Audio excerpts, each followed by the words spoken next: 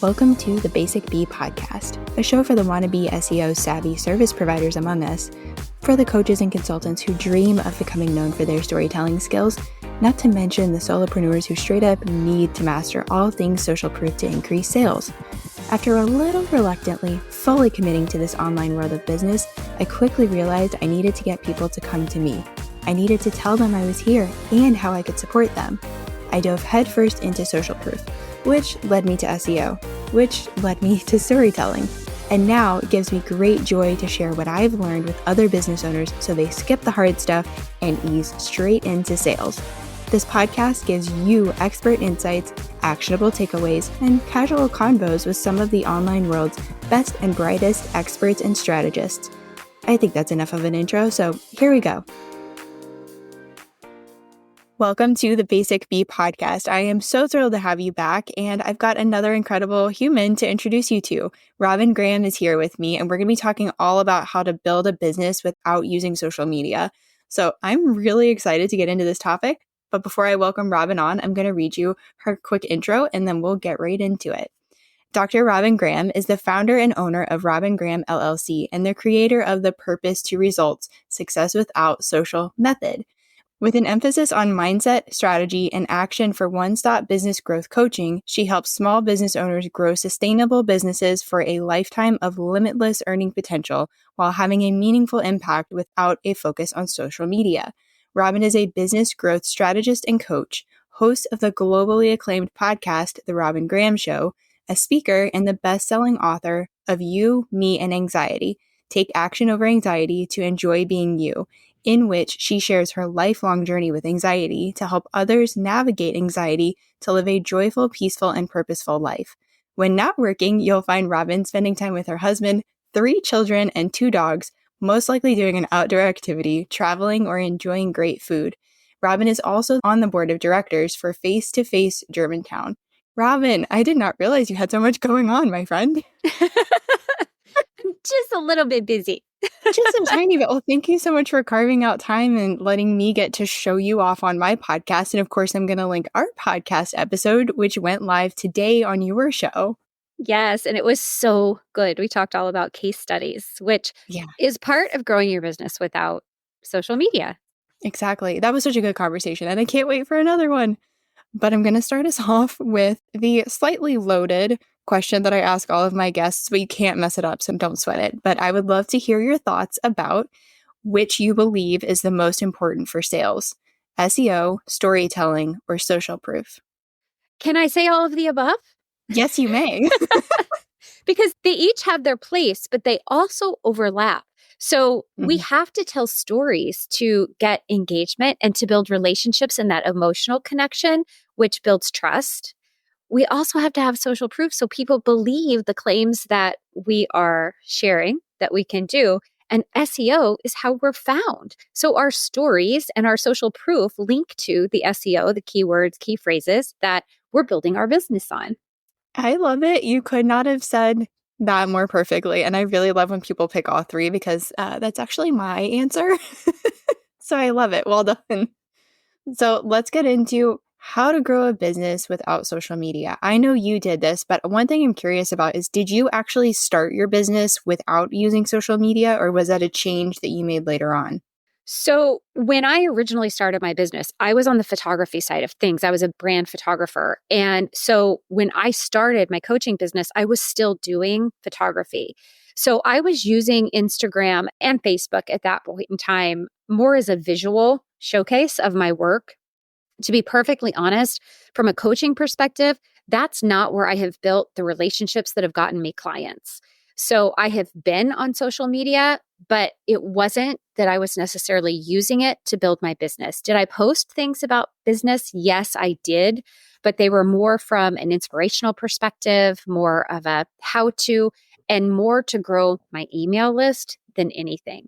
So in some regards, did I use it to build my business? Kind of, because of the email list factor, but I wasn't actively going into DMs or selling or doing the things that most people do in order to grow their business from Instagram or Facebook. I have a Facebook group, but it's been stagnant around 500 people. And I used to do live trainings in there, but it was a very short, limited period of time that I did, because what I discovered was that my email list and SEO, Pinterest marketing, and the podcast were my platforms where I was able to really showcase my expertise, grow my authority in the business coaching realm, but to do it in a way that was building relationships and trust much more quickly and easier than all of the time and energy of social media. Yeah. Oh, I couldn't agree with that more. And you're bringing up a lot of points that people have also been bringing up in conversations that I've had recently. So, one conversation, top of my mind as you were talking, and that is that someone, can't even remember who it was sharing that they don't feel like podcasting, especially public podcasting, is a great way to get leads, to grow an email list. So could you speak to that a little bit? Because you do have this really phenomenal podcast that seems to be part of your funnel. Could you share about how you use that? Absolutely. I think it depends on the host, and I think it depends on the content and the value you're providing and whether or not your listeners trust you, because I use my podcast to share valuable information for free. They trust me because we've never let them down. When I have guests on, we're providing great value and they're trustworthy guests.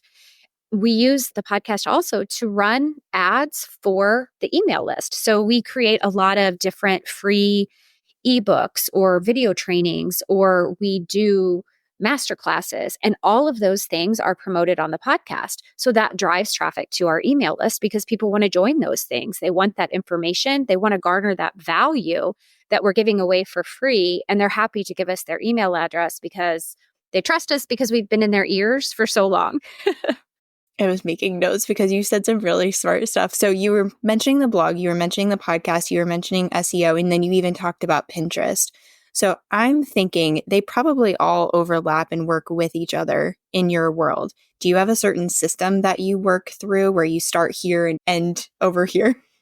Yeah. So a lot of times I would say the blog and the podcast kind of go hand in hand. I do a lot of blogging that is SEO optimized, that is not part of the podcast. But most of the time, I link them because if I'm creating content for the blog, I may as well share that with the podcast world too, just for more visibility. Why not? It's great information and it will help more people. So when we do a podcast episode, always that's converted into an SEO blog post and then vice versa. So those go hand in hand. But from there, we use both to drive traffic to the email list, and we feature our, like I said, the free resources that we offer to gather email addresses. The same thing, if we're doing a masterclass, we'll do a complete blog post on the value of that masterclass and the benefits of that masterclass, and then share that on the podcast as well to drive traffic to that masterclass. And of course, those are always related to keywords, key phrases that we want to be ranked for SEO. And then we use Pinterest to drive traffic to the podcast and the blog.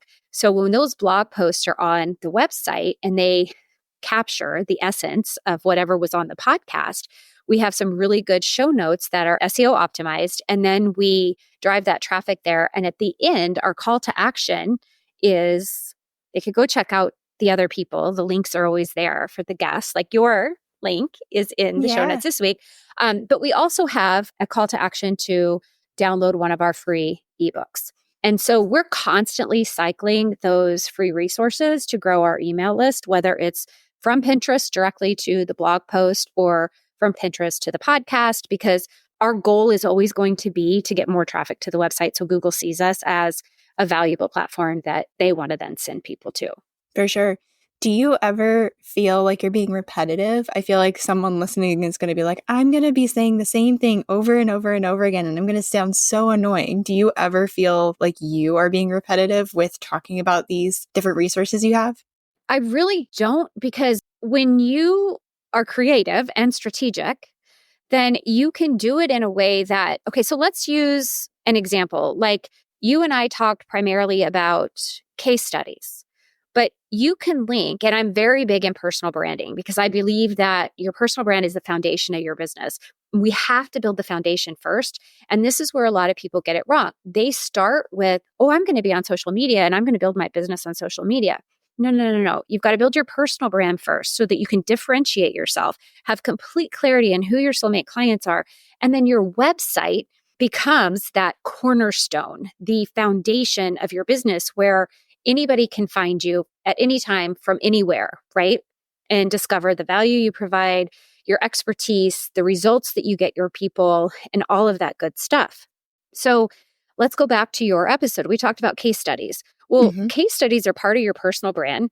You're going to differentiate yourself in that case study by sharing the people that you work with, the problem that they had, the experience that they had working with you, the benefits that they got from working with you, the value that they received, and then their results or their transformation that you helped them get. So that all goes back to what makes you unique as a personal brand. So we can tap into, say, one of our resources is 5 crucial strategies to start and grow your business for sustainable success without social media. Well, one of those strategies is creating your personal brand. So we can add that into, for example, the ebook that I included at the end of the show notes for your episode. So if Mm-hmm. people want to learn a little bit more about building that foundation from their business, which does correlate to case studies, they can go and download that resource to get additional information. So we may be sharing the same ebook over and over again, but we're tying it to a different topic, a different point of interest, or a different piece or strategy that you also need to be able to grow your business.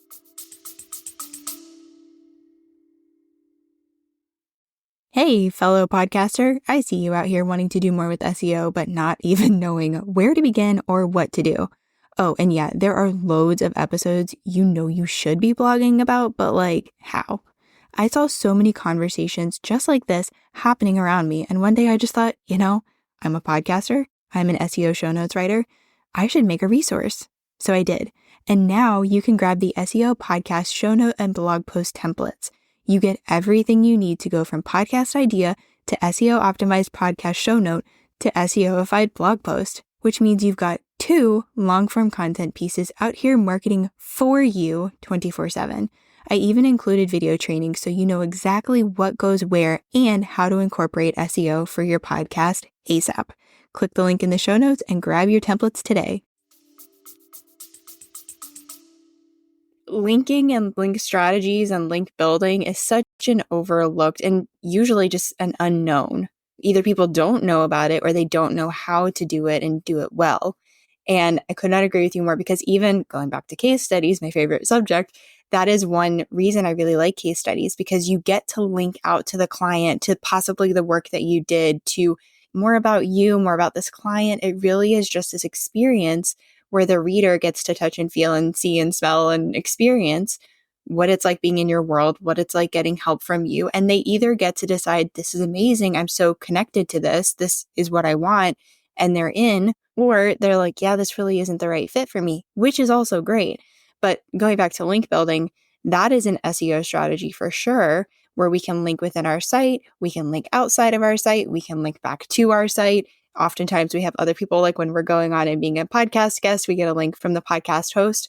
What other SEO strategies or tactics or things have been helpful for you? So I want to put big exclamation points behind what you just said, because link building is huge. And, Google looks at our website and they want to make sure that people are not just jumping right off, that they're staying on the website for a length of time, that demonstrates that we're providing value and that Google should be sending people our way because we're going to keep their customers happy. So that link building is number one, because when you link to other posts, so for example, we'll use your interview again, that blog post that is optimized has links to other episodes. So we talked about case studies in SEO. So I can link to other episodes on SEO. I can link to other episodes on other things that came up as part of that conversation. So people aren't only coming to that blog post to read about you and your work and what we talked about case studies, but they can then go down a rabbit hole to discover so much more information throughout the rest of my blogs. And each one of those blog posts may have a different call to action. And, they may also have links to other people that are providing value. So I'm indicating to Google how important the information on my site actually is, and that there is concrete value there.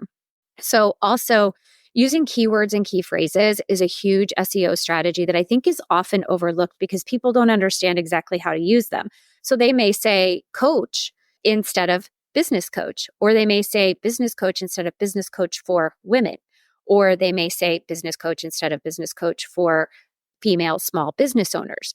The more specific we are, the more likely we are to be able to be found. And we want people to find us based on what we do and who we serve. So it's about having those keywords, key phrases, I like to use better because they're more specific, and specificity is so important. But the more specific we are, the more likely we're going to be found by the people that we really genuinely want to work with. The other SEO strategy that I absolutely love, and I think you and I have talked about it before, is images, and having the alt text and the description and the title on your images, because when you do so, not only are you helping non-sighted people know what that graphic or image is, but you're also using your key phrases there, and that helps Google find you and send people who are searching for you or for the answer that you're providing a solution for, that they can help find you better that way too. Yeah. So those are a few of my favorites. I know we can't give everything. I mean, we could, but we'd be here for the rest of the week. Exactly. No, and there's so much to SEO, and you pulled out 3 really important pieces: the link building, the keywords, key phrases. I love saying key phrases. If you're listening to or watching this, you may have also heard long tail keywords. And that's another way that, Robyn and I are just saying key phrases. And then the third piece was, yes, I love image optimization. And it is something that, like, I am transparent, I have not been perfect with on my website. But as soon as I learned about it, I'm like, okay, I need to move forward with these best practices. What can I do? And I don't think it's live yet, but it will be soon. And I'll make sure it's linked when it is live. But there's going to be a whole podcast episode on my 3-step image optimization process. And it's really simple. But if you start thinking of the images that you already have on your website, you might feel overwhelmed. I did too. And that's why I just chose to move forward with best practices. But it can be really incredible. And I do remember you and I talked about this because I know I shared with you that I think it was healthcare copywriter. My image, my face, different pictures were like the first 2 rows of that images tab for that key phrase. So it was really cool. I can't remember. Did you have a fun story about that as well? Well, that's how I built my photography business when I was in photography, because I had headshot photographer Doylestown on almost every image that was a headshot, or branding photographer Bucks County. And so that's how I grew my business, was because I was found. Every time somebody put those key phrases in, I was what came up. So that was pretty cool. Yeah. And not a lot of people know this, but let's say you do a Google search. Obviously, that first page, 9 times out of 10, is you're looking at that list of articles. So you've got all the words, you've got all the blogs, website pages, things like that. The second most visited page is that images tab, though. So optimizing your images is very huge, and it's smart and it's strategic. And just like Robyn was saying, that's in addition to also just making your images accessible to everyone. So don't sleep on that opportunity, my friends. I have a question, because we keep talking about podcast guesting and interviewing and things like that. So I don't want to miss this opportunity to ask you, what can podcast guests do to, the only word that's coming to mind is like capitalize on that interview on someone's show? There's a couple things I have in mind, but I feel like ours are going to overlap. So what would you say someone could do once they've been on, for example, the Robyn Graham show? This is so good. I love talking about podcasting because there's so much weight there in terms of being found by your soulmate clients, right? Like, you invited me on, so you clearly trust me. I invited you on my show. I clearly trust you to provide value. Your audience is already a warm audience for me, and vice versa, which is key for building trust. So, super great way to market your business. But here is what is so important. If you want to be a podcast guest, you have to be a good podcast guest. So show respect, show appreciation, leave ratings, leave reviews, but do the host a favor and yourself a favor by having a media page on your site and then showcasing that you were featured there and backlink to the show or to their website, because that gives you SEO credibility. It gives them SEO credibility. The other thing you want to do, though, is make sure that you absolutely positively have the correct links, because you don't want to have broken links on your site, and you don't want to have a broken link that's supposed to go back to their site, because then Google's going to see it as a faulty link for both of you. So that's super important. Share that episode with your email list. Share it on your social media pages if you're on social media. Share it on LinkedIn and help drive traffic to that podcast episode, because the more people that hear that episode, the more you are going to grow your audience and your opportunities to then grow your email list. If you're a guest, make sure that you have a call to action. Send them where you want them to go that's going to provide more value to them, but also grow your email list. So I always send people to my resource page because there's so much information there that they can reach the podcast. They can learn more about me. They can see all of my free resources that I have available. They can see affiliate links. So when I'm providing value, yes, if they like me enough, they're going to be happy to give me their email address, right? And they're going to get something in return, which is always going to be something of value that they can then implement in their business to then grow their business faster.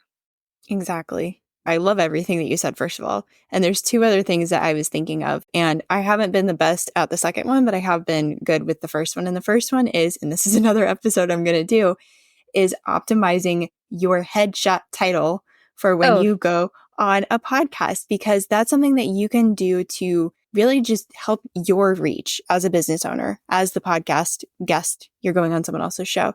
So have your name in there. For example, what some of the headshots that I have in there say something like Brittany Herzberg case study copywriter or Brittany Herzberg SEO copywriter. I tend to use the headshot that either works best with the podcast host's colors and their, colorscape that they've got going on for the stuff that they're using to promote the podcast episode, and or always the topic. So I may even change, make a copy and make a change to the image title if I'm going on and talking about case studies with this person, but SEO with this person. But have your name, have some keywords in there about what you want to be known for, what you help people do, how people know you. Because in my world, people know me for SEO and case studies. So make sure you're doing that to extend your reach and help the podcast host to help you even more. And then thing two, and this is where I haven't been the best at, is blogging about your podcast guesting experience. So my intention, I had 2 podcast interviews go live where I was on someone else's show this week. Robyn was one of them. And my intention is to go and create a blog and share in some way, shape, or form, whether it's about the topic, whether it was about my experience of connecting with Robyn and being able to be on each other's shows, and then linking back to her website. Because just like Robyn said, that's helping my SEO and that's helping Robyn's SEO. And that's a really nice gift that we can give each other. So even if you haven't done this to date, you can do what I'm going to do and go back and backtrack and blog about those podcast guesting experiences and interviews. Those are brilliant. And I used to do the latter. I have to go in and do my headshots. Like, I've never done that. I've got to do that. Oh, really? Nope, I haven't done that. But I mean, on my own site, I have, but they're just like the photographer's label and my media kit, right? So as you were saying that, though, I was thinking like having a media kit is also important, because then all of those links are readily accessible in one place for the host. Don't ever make a host have to go search for you. Information about you, your bio, your headshot, anything like that, provide it for them. And so a lot of times we have questionnaires now, right? We have our streamlined process, so we gather that information. But if you have a link to your media kit, that's also super helpful. So that's just something you have in one place, because it's great for speaking. It's great for podcast guesting. And then I was going to say, I used to do the blog post, but then I started getting on so many shows. I was like, there's not enough time to blog for every one of them. And then I'd feel bad if I wasn't blogging about one and I blogged about another. And so I haven't done that in a while, but it is something that I probably should like revisit and at least do a summary, even if it was a monthly, here's where we were featured this month, and do it that way. Yes. That would be a great idea. So that is definitely something that is a piece of good, sound advice. And I think we mentioned share with your email list, right? Yes, definitely. Yeah. Yeah. I really like that idea of doing the roundup of where you were featured. Yeah. Because anytime that I can remove a barrier for someone to actually get that thing done, one thing I was going to say is I am a big proponent of doing shorter 500-word blog posts. A lot of people are like, no, it has to be 2,000 or 3,000 words. And it's like, no, it doesn't. And also, if you tell a lot of business owners that, they're just flat out not going to do it because it sounds too time consuming and they're just going to give up right there. So I really, really like what you shared. And I've done some roundup recap blog posts for months. My podcast producer and friend Leah mentioned that. And so I was like, oh my gosh, I have to start doing that. So I've done that for January and February, and I've got to write my one for March. I love that idea of doing like, this is where we were featured this month. Brilliant. Yeah. And we do that in our email. Like we do a monthly podcast recap. So that shows all of our episodes, but then we have at the bottom additional resources where Robyn was featured. That's something that we do. And it makes it simpler, but it gets the word out. It helps you look credible. Like people are searching for you. People want you on their shows. People are featuring you. And it helps people see that, you are an expert. And then it also helps the host by driving traffic to them. So it's a win-win. It really, really is. All of these pieces are. So we've talked about blogs, we've talked about podcasts, we've talked about podcast guesting, but I kind of want to tie the two together. Do you have any SEO advice for podcast hosts on what they could do for their show? Oh, gosh, absolutely. So depending on your podcast platform, some have more flexibility than others in terms of like categories that you're listed in, tags that you can use, and the number of tags you can have. You always want to have key phrases in your tags so that people, if they're searching for that topic, they can find it. Your title for your episodes should always have your key phrases in it. Throughout like I said, I optimize every blog post for every podcast. I don't just do transcribed notes. It's actually an optimized with headings, subheadings, and key phrases sprinkled throughout. And oftentimes we can do multiple key phrases for one blog post or one episode because there's so much value there.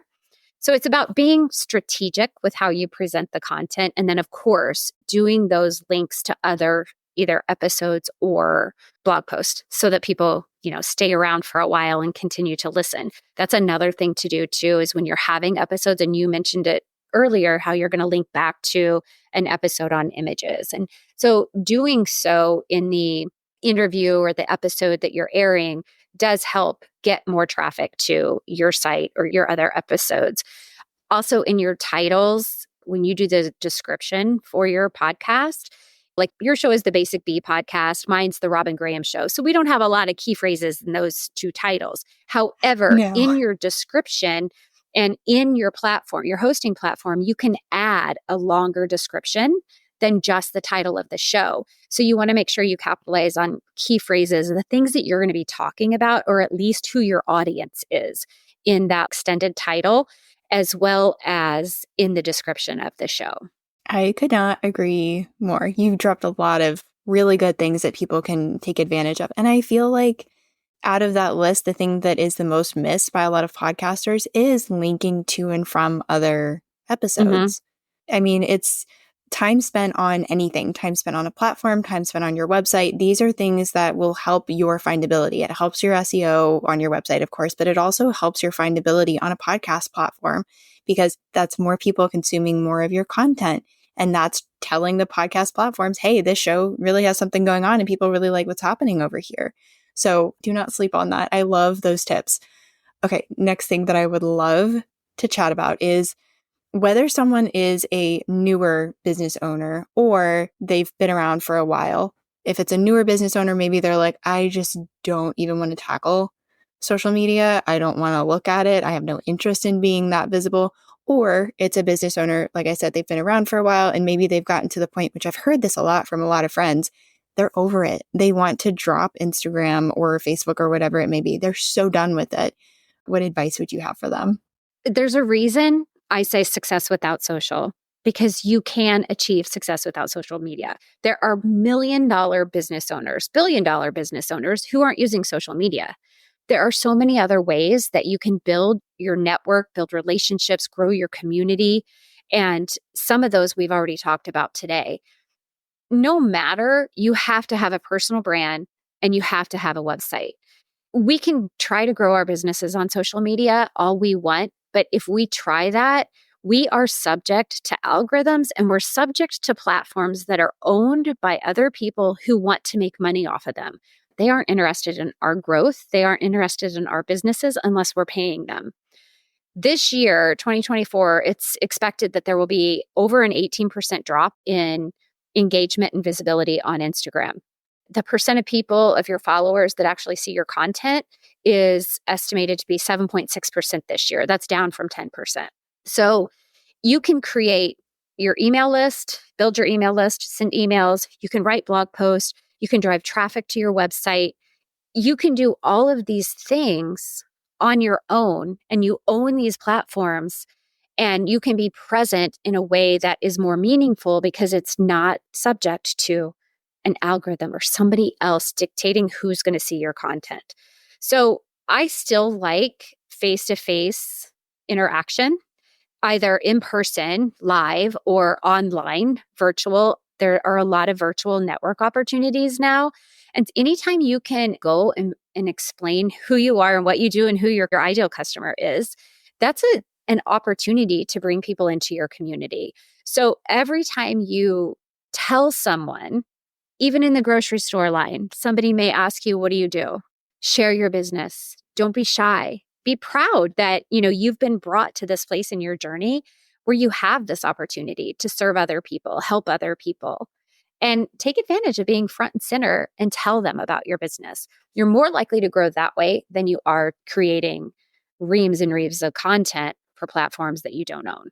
And not to mention, I will say, Brittany, this is the biggest push for me not to be on social media is the comparison, doubt, fear, imposter syndrome that often happens. And especially for new business owners, I see it so many times with my clients. They'll be on there thinking they have to be on there because everybody says you have to be on there. But what happens is they follow people in their niche, right? And then what happens is they start comparing themselves. And then they doubt that they're ever going to get clients because these people are already successful and they're already getting all the clients and they're already making all the money. And then they start to feel like an imposter because they're trying to do what somebody else is doing that somebody else is already successful at. And it takes them down a downward spiral. That it costs a significant amount of money because it wastes your time, wastes your energy. Now you have a negative mindset. So you're procrastinating and you're not moving the needle forward on your business the way that you actually could if you didn't have that distraction. That doesn't get to me frequently, but the times where it does, it feels kind of crushing. I mean, if anyone's listening to this and they're like, oh my goodness, that happens to you, that happens to all of us. It literally happens to all of us. I don't care how successful you've gotten or how new you are, like it happens the whole scale. Yeah. So I really appreciate you even like mentioning that and bringing that to light because it's a big issue and it gets to a lot of people and it can, cause some people to literally want to just throw in the towel and fold it up and call it a day. And that would be really, really sad. It would be really sad because if we've been called to a purpose, which we all have been, we're not fulfilling that if we give up. Mm-hmm. And there are people out there that need us. So if we give up, what are those people going to do? They're not going to get the help they need because we're the ones that are meant to help them. And something else I want to add to that, Brittany, kind of what you just said, if you are naturally an anxious person, it's going to elevate your anxiety being on these platforms and going down that spiral of comparison. If you're not a person that has anxiety, that is a way to trigger anxiety. Yeah. So be cautious of that because the entrepreneurial journey causes anxiety anyway, whether you have a history of it or not. So just be cautious. Like if you are prone to anxiety, then definitely limit platforms or doing things or setting expectations that are going to elevate your anxiety.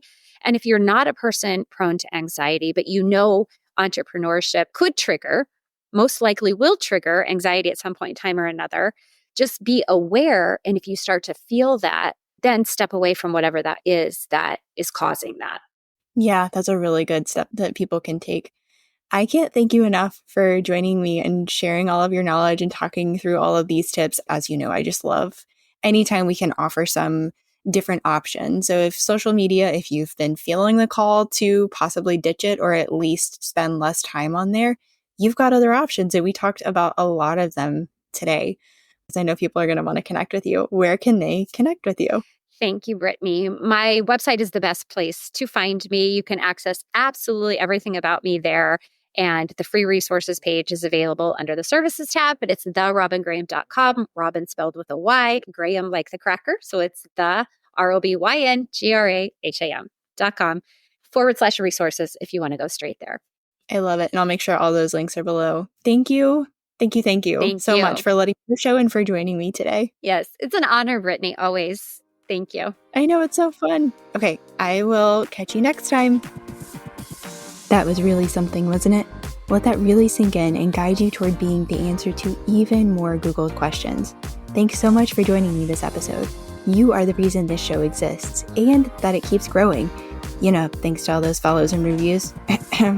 If you know someone who could benefit from what was shared, send it to them. We don't do shy around here. If you thought of clarifying or follow-up questions while listening, you know what to do. Say hi on Instagram. Check the show notes for all the things that were mentioned, and I'll talk to you soon, friend. Okay, you get it. You know SEO is important, but no, you're not interested in learning another skill. Who has the time? But who are you supposed to trust with the task of getting SEO to work for you?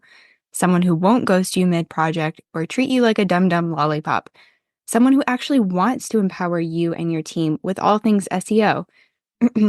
Hi, yes, it's me, Brittany, and you are the person I created the SEO packet for. You're curious, you want to understand this thing better, but like only a little bit. You don't actually want to do the doing. This way, you get the key SEO stuff super fast, and you get support throughout and beyond the project.